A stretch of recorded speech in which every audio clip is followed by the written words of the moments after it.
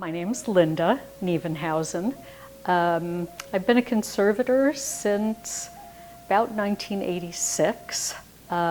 Became interested in conservation after doing archaeology, where I would find artifacts during an archaeological dig and come back the next season and find that those artifacts had disappeared, had corroded, had fallen apart. And that kind of led to my interest in conservation. I wondered how could we save artifacts, and that kind of worked into becoming a conservator. And I went to grad school for conservation and have been practicing in the field since. This particular canoe that is above me is really one of a kind, one that remains very rare.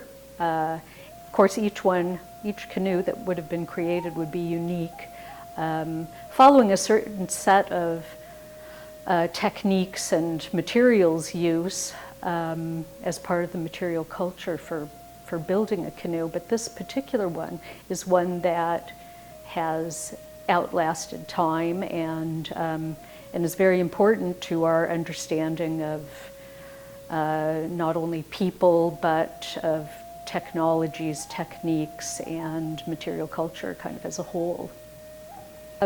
So I was asked to come and do an assessment of this canoe. It was obvious that it had fallen on a little bit of hard times. It definitely aged and was showing its age. And so as kind of a background check, I did some research into historical documents and documentation of how other birch bark canoes were made, and also how different people made them, because there are a lot of different styles in the birch bark history. When I first saw the canoe, the first thing I noticed was that it seems to be created out of one piece of birch bark, which is really amazing. It's 14 feet, 8 inches long, and we assume that the tree that it came off of had to have a girth of about 50 inches, 55 inches or something in order to make the canoe, which is a really large piece of felled, not felled tree, but cut birch piece.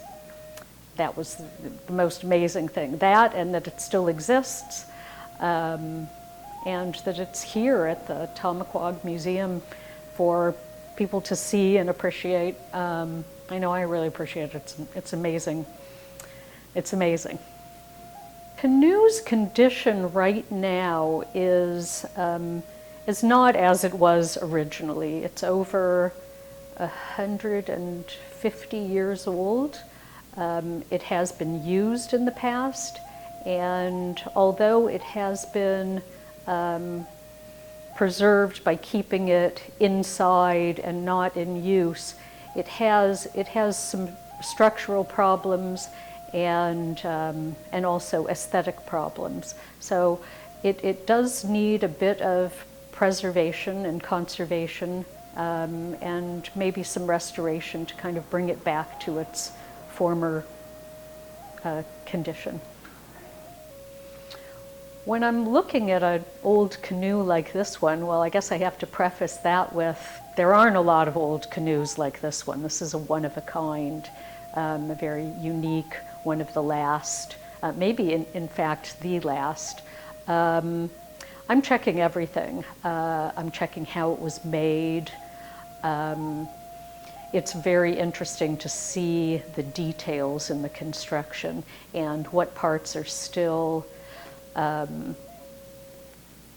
very apparent in the construction, and some that are more hidden elements because of the way it was constructed. So I'm really trying to get down to exactly how this particular canoe was put together, and then how it's aged from its original condition. I would be hard-pressed to not find everything really amazing. single sheet of birch bark being used, the use of, well, the formation of how it's put together, the uniqueness of the stitching, the pitch, the being able to take a single piece of birch bark and form it into a canoe by making small incisions. It's really technologically really magical. It's an amazing piece of not only transportation but material culture. This one is not in, the finest shape, but it is an original and 150 years old, and it's been saved by being cared for. And it hasn't gone into a major museum. It's held by the museum here and through a family, which is amazing history.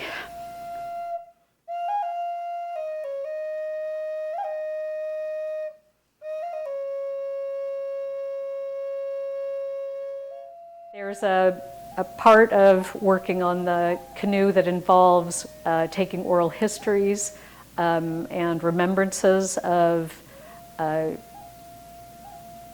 canoes, recreating, using memories. And I think that really contextualizing this project within the material culture of the Narragansett and the Tomaquag Museum is beyond the conservation. Conservation is interesting, but working with people and understanding and learning is paramount to what I really want to do with conservation.